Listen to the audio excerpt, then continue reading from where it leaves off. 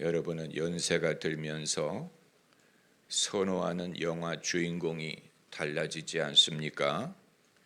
옛날에는 젊은 배우가 젊은 역할을 하는 것이 좋았는데 나이가 들면서 늙은 배우가 늙은 역할을 하는 것을 더 좋아하지 않습니까?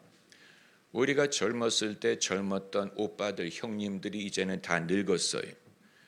션 코너리는 세상을 떠났고 제임스 본드가 나이가 들어가고 한 솔로가 이미 세상을 떠났어요. 루크 스카이워커는 은퇴했어요. 로키도 은퇴해서 이제는 후배들을 가르칩니다. 영화에도 노령화 추세가 나타나고 있지 않습니까? 우리가 청년 다윗의 이야기를 들을 때 얼마만큼 감정이입을 할 수 있느냐를 생각하고자 하는 것입니다. 젊은 사람이 기름 부음을 받아야 그 기름 부음을 사용할 시간에 여유가 있지 않느냐. 이제 내가 나이 들어서 기름 부음을 받은들 임금이 되겠느냐 선지자가 되겠느냐 그것으로 무엇을 하겠느냐. 젊은 사람이 은혜를 받아야 뭔가를 사용하리라는 뜻을 가질 수 있는 것이 아니냐. 여러분, 우리가 그렇게만 생각할 수 없는 이유는 다윗이 나이가 들었을 때 가장 기억했던 것은 바로 이 사건이라고 보기 때문이에요. 다윗이 얼마나 파란만장한 삶을 살았습니까? 죽을 뻔한 게 몇 번이고 왕위에서 쫓겨날 뻔하고 나라를 잃어버릴 뻔하고 별의별 파란만장한 인생을 살았는데 그럴 때마다 다윗이 오늘의 이 사건을 기억했으리라고 보는 것입니다. 왜냐하면 여기에서 모든 것이 비롯됐기 때문에 다윗의 부르심, 다윗의 은사, 다윗의 능력, 다윗의 다윗됨이 바로 이 사건에서 비롯됐기 때문에 이 사건을 건너뛰고 다윗을 이해할 수 없는 것입니다. 저희 아이에게 성경 얘기를 해줄 때 가장 전하는 사람도 재미있고 듣는 애도 재미있었던 것이 다윗과 골리앗 이야기예요. 다윗의 골리앗, 여러분 얼마나 재미있는 얘기입니까? 그러나 여러분 그것만 가지고는 다윗을 이해할 수 없다는 사실을 아세요? 다윗이 용맹했다느니, 다윗이 여호와의 이름을 의지했다느니, 골리앗은 칼과 단창으로 오지만 다윗은 여호와의 이름으로 갔다느니, 다윗이 들에서 평소에 연습한 것을 이때 사용했다느니, 이것만으로 여러분 다윗을 설명할 수 없고 진짜 승리의 비밀은 오늘 본문에 있는 거예요. 이 사건이 있었기 때문에 다윗이 골리앗을 이길 수 있었던 것이고, 이건 사울 왕도 모르고 이스라엘의 장군들도 모르고 당연히 블레셋도 모르고 다윗과 하나님과 소수의 사람만이 기억한 과거에 벌어졌던 은밀한 사건이었는데 그것이 있었기 때문에 다윗은 골리앗도 이기고 임금도 되고 이것도 되고 저것도 되고 그 모든 비밀이 바로 오늘 이 본문의 사건에서 비롯됐던 것입니다. 그렇다면 한 가지 의문이 들 수밖에 없어요. 이 본문의 사건은 이새에게 아들이 8명이 있었는데 하나님이 첫 번째 7을 건너뛰고 막내에게 기름을 부어줬다는 얘기 아닙니까? 그러므로 한 명이 기름 부음을 받았으나 7명을 건너뛰었다는 사건에서 이 본문을 우리에게 적용하려고 할 때 내가 다윗처럼 된다는 보장이 어디 있느냐라는 질문이 대두가 되는 거예요. 내가 다윗의 형들처럼 건너뛰임을 받지 않으리라는 보장이 어디 있습니까? 7대1인데 비율이 7대1이에요. 하나님이 선택하실 비율이 7대1, 7명을 건너뛰고 막내에게 기름을 부었으니 이 사건을 내가 읽을 때 내가 다윗이야 라고 부를 수 있는 이유가 어디 있습니까? 오히려 형들처럼 될 가능성이 더 많지 않습니까? 이런 질문을 할 수가 있는 거예요. 하나님의 은총, 하나님의 은사, 기름 부음, 선택, 이것은 어디까지나 선택이라면 내가 선택에 포함되리라는 보장이 어디 있고, 은혜, 은사, 신령한 것을 내가 사모한다고 얻는다는 보장이 있습니까? 하나님에게 달린 것이 아닙니까? 하나님이 원하는 사람에 주는 것이 아닙니까? 이런 질문을 할 수밖에 없어요. 여러분이 안 하신다면 스스로 은혜를 많이 받았다고 믿기 때문이에요. 그러나 그럼에도 불구하고 과연 내 인생의 운명이 다윗과 같을까? 야곱과 같을까? 에서와 같을까? 이삭과 같을까? 이스마엘과 같을까? 큰아들과 같을까? 둘째 아들과 같을까? 탕자와 같을까? 그 형과 같을까? 마리아 같을까? 마르다 같을까? 이건 우리가 늘 생각하는 것이 아닙니까?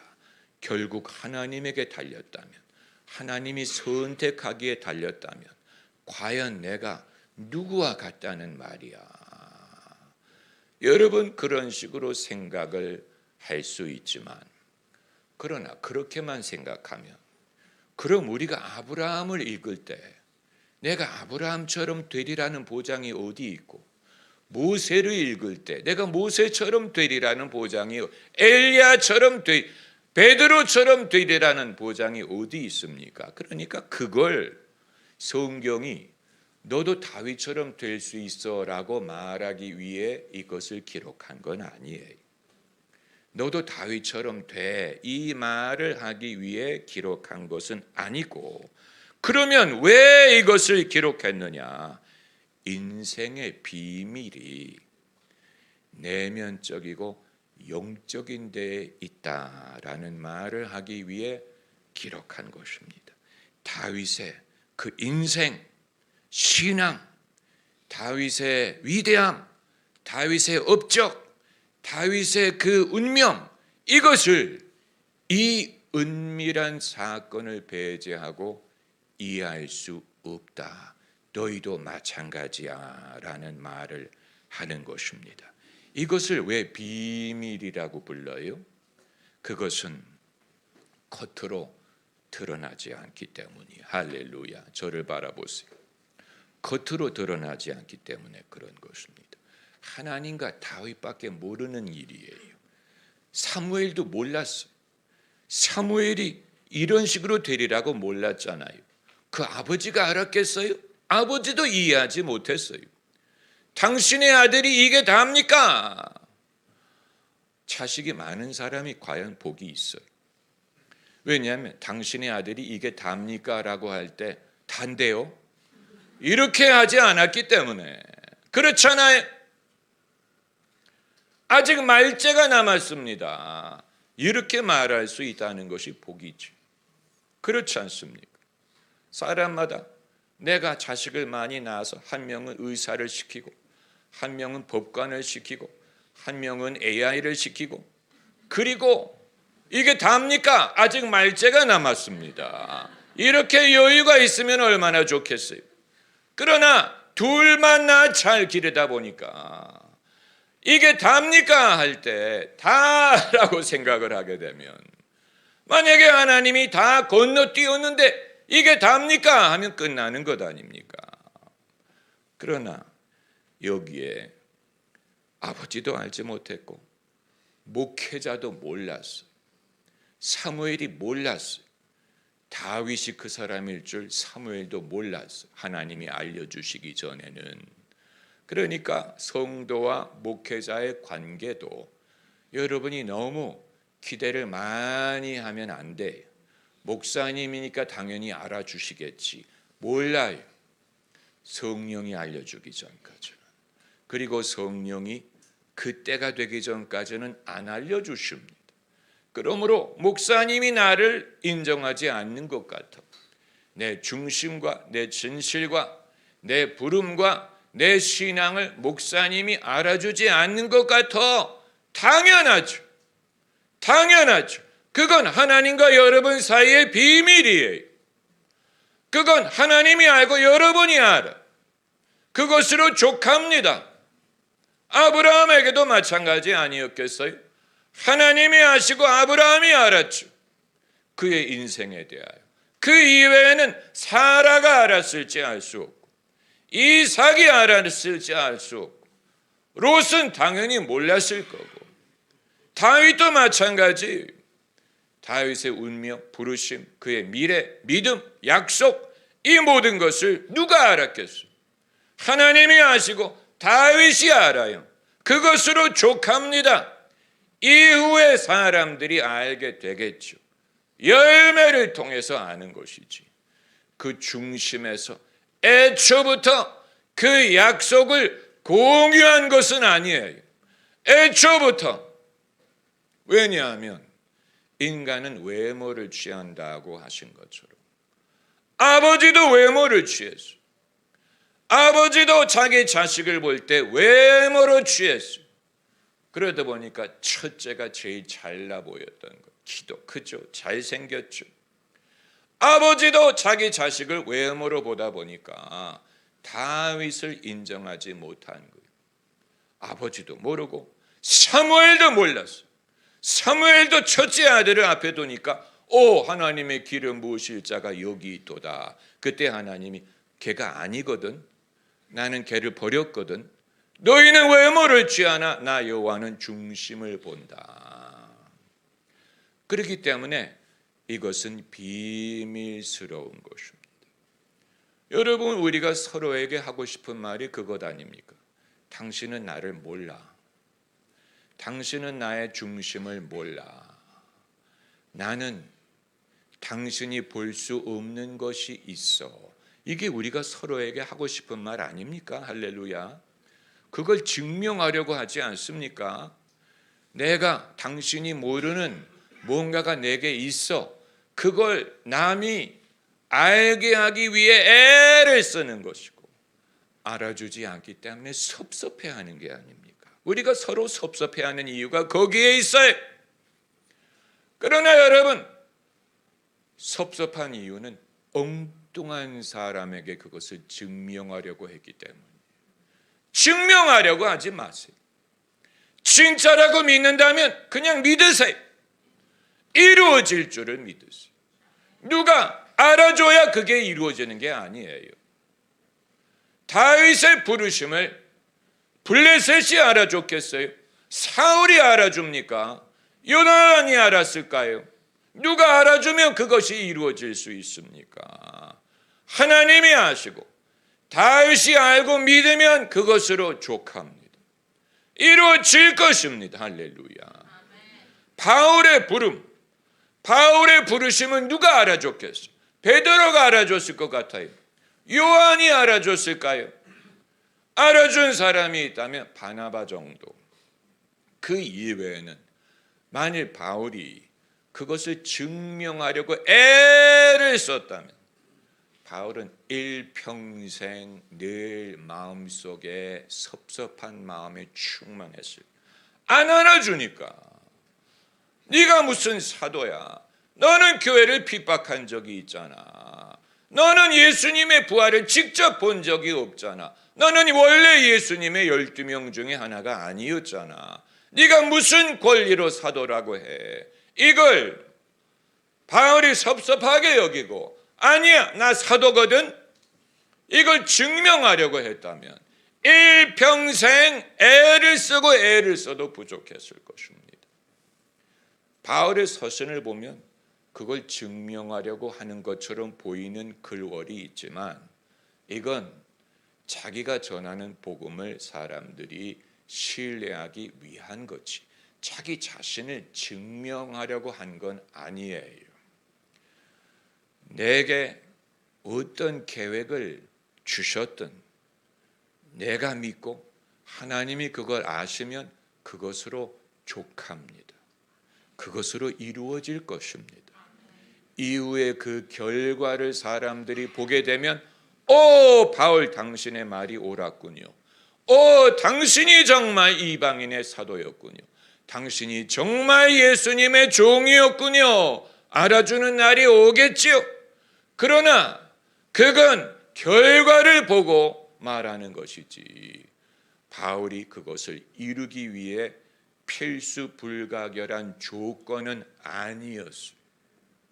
예수님도 마찬가지지. 바리새인들이 예수님에게 끊임없이 요구한 게 뭡니까? 당신이 하늘에서 왔다는 표적을 보이라. 그 말은 보여주면 믿겠다라는 말인데 이건 예수님에게도 상당한 시험이에요. 왜냐하면 보여주면 믿겠다고 하니까 보여주고 싶지 않겠어요? 그러나 예수님은 거부하셨어요. 너희가 악한 세대가 표적을 구하나 나는 너희에게 요나의 표적밖에는 보여줄 것이 없다. 그 말은 당신의 십자가의 죽음과 부활이 예수님이 정말로 메시아라는 증명이 될 것이기 때문에 내가 그때까지 참고 기다릴 것이지 너희가 믿게 하기 위해 이걸 보면 돼. 이게 증거야 라고 증거를 보여주려고 하지 않으셨다는 얘기예요. 여러분 이것은 대단한 것입니다. 예수님께서도 당신을 당신의 개인적인 방법으로 증명하려고 하지 않고 하나님을 믿으셨어요. 너는 나의 사랑하는 아들이라 내가 너를 인하여 기뻐하느라. 그걸 믿으시고 당신의 순환과 장사 지냄과 부활과 승천을 통해 당신이 영광을 받게 되실 것을 믿으셨습니다. 할렐루야. 아멘. 여러분 우리 모두에게는 우리가 다윗처럼 될 수 있는 건 아니지만 우리 모두에게는 다윗처럼 하나님과 나만이 아는 비밀스러운 경험이 필요합니다. 다윗이 파란만장한 인생을 살면서도 오늘 본문의 사건을 기억하고 그때 하나님이 내게 기름을 부어 주었어. 그때 하나님이 나를 택하셨어. 이 믿음이 다윗을 일평생 지탱했던 것처럼 우리 모두도 하나님과 나만이 아는 비밀스러운 경험을 통하여 그때 하나님이 말씀하셨어. 그때 주께서 말씀하신 이제 내가 주님의 이름으로 그 땅을 취하리다 라고 말할 수 있는 그때 주님이 약속하신 그때 주님이 약속하셨어. 소시적에 주님이 그때 이미 말씀하셨어 라고 기억할 수 있는 은밀한 경험이 필요하다. 여러분 그런 경험이 이미 있으실 거예요. 왜냐하면 그게 하나님이 일하시는 방법이기 때문에 하나님의 뜻을 알기 위해 우리가 기다리고 기다려야 되는 게 아니고 오히려 처음으로 거슬러 올라가야 돼요. 다윗도 처음에 하나님이 말씀하셨죠. 베드로도 처음에 예수님이 사람 낚는 어부가 되게 하리라 말씀하셨잖아요. 야곱도 처음에 베델에서 너에게 복을 주리라 말씀하셨잖아요.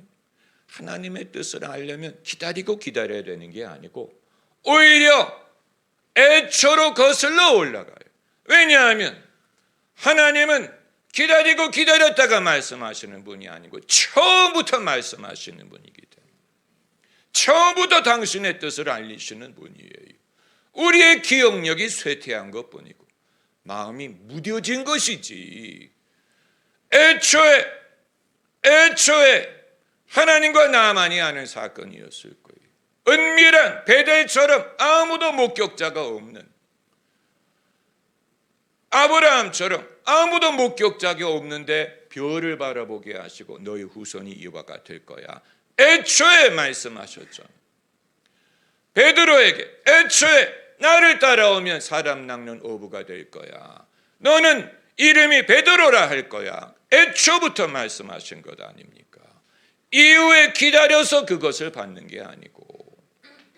그러므로 우리 모두에게 이 은밀한 경험, 하나님이 알고 나만이 아는 하나님과 나 사이에 주가 나와 동행을 하면서 나를 친구 삼으셨네. 우리 서로 나눈 그 기쁨을 알 사람이 없도다. 그건 은밀한 경험이었기 때문에 누가 알겠어? 누가 알아요? 바울에게 다메섹에서 주님이 나타나셨을 때 사람들이 빛은 봤는데 소리는 못 들었다 그랬어. 다른 사람들은 못 들었어. 바울만 들었어. 사울아 사울아 어찌하여 내가 나를 핍박하느냐. 그러면서 그때 주님이 내가 나를 위하여 얼마나 고난당할 것을 알려주셨다. 그의 갈 길을 그때 벌써 제시한 것입니다. 여러분, 세월이 지나가면서 우리의 마음이 무뎌지는 것이고 인생의 시련으로 인해 의심을 하는 것이지, 오히려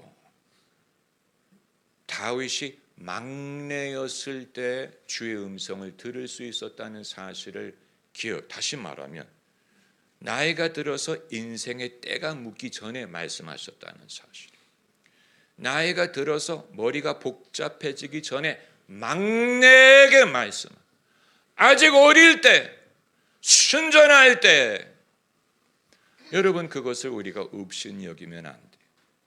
그걸 없인 여기면 안 돼. 여러분, 우리 모두가 거슬러 올라갈 수 있으면 나는 내가 예수님을 믿은 줄로 알았는데 그게 아니고 주님이 처음부터 나를 부르셨네. 내가 주님에게 마음을 둔 게 아니고 처음부터 주님은 나를 생각하고 계셨었네. 그것을 발견하게 될 것입니다. 할렐루야. 여러분, 과거를 안 봐서 그렇지 첫 순간이 있지 않아요? 내가 하나님을 의식했던 첫 순간이 있었어. 하나님이란 단어가 내 마음속에 들어왔던 첫 순간이 있었어. 나는 그때의 경험을 어린애, 애송이의 경험으로 일축을 했을 뿐인데 사실은 주님이 그때 나를 지켜보셨을 거야. 여러분, 이런 경험이 있지 않겠습니까? 네, 제가 유치원 때 그런 경험을 했어요. 아직도 기억이 나요. 저희 어머님이 당시 신앙이 없으셨는데 저를 카톨릭 유치원에 보내셨어요. 카톨릭 유치원에 가서 원장님이 수녀님이었어요. 얼마나 엄하신지. 그런데 하루는 유치원생들을 데리고 성당에 들어가셨어요. 성당에서 뭘 했는지는 하나도 기억이 안 나요. 하나도 기억이 안 나. 유일하게 기억하는 것은 성당에 들어가기 전에 수녀님들이 성당 안에 하나님이 계세요. 여러분 조용히 하셔야 돼요. 저는 그 말을 고지 들었어요. 그래서 성당에 들어가서 앉자마자 찾기 시작했어요. 누구를? 하나님을. 성당에 하나님이 계시다고 했기 때문에 계실 줄로 믿었어요. 그런데 어디 계신지 모르겠는 거예요. 그런데 성당에 보면 마리아, 요셉 이렇게 여러 상이 있잖아요. 저는 하나님이 그 뒤에 숨어 계시는 줄 알았어요. 그래서 이쪽으로 봤다가 왜냐하면 뒤에 숨어 계실 거라면 이쪽으로 보면 보일 테지. 여러분, 그걸 철이 없는 아이의 무식한 행위라고 생각하기보다는 그 순간에 하나님이라는 단어가 제 마음속에 들어와서 하나님이 계시되, 교회에 하나님이 계시되 그럼 내가 하나님을 찾아봐야 되겠다. 어린 마음으로, 다만 제가 몰랐던 것은 눈으로 찾는 게 아니고 마음으로 찾는다는 것, 그걸 몰랐던 것뿐이지. 그걸 몰랐기 때문에 눈으로 찾으려고 한 거죠. 눈으로는 안 보였어요. 만약에 그 순간에 선생님이 마음으로 하나님을 찾으세요 했다면 그때부터 아마 기도하기 시작했을 거예요. 할렐루야. 여러분, 우리가 하나님을 생각하기 전에 하나님이 먼저 우리를 생각하셨어요. 우리가 하나님을 선택한 게 아니고 하나님이 다윗을 선택한 것처럼 기대하지 않던 때 기대하지 않던 사람을 찾으신 것처럼 그런 식으로 이 모든 것이 시작되는 것입니다. 다윗에게 그렇게 하셨다면 우리에게도 그렇게 하실 것이고 이것이 일평생 우리를 지탱하는 힘이 됩니다. 할렐루야.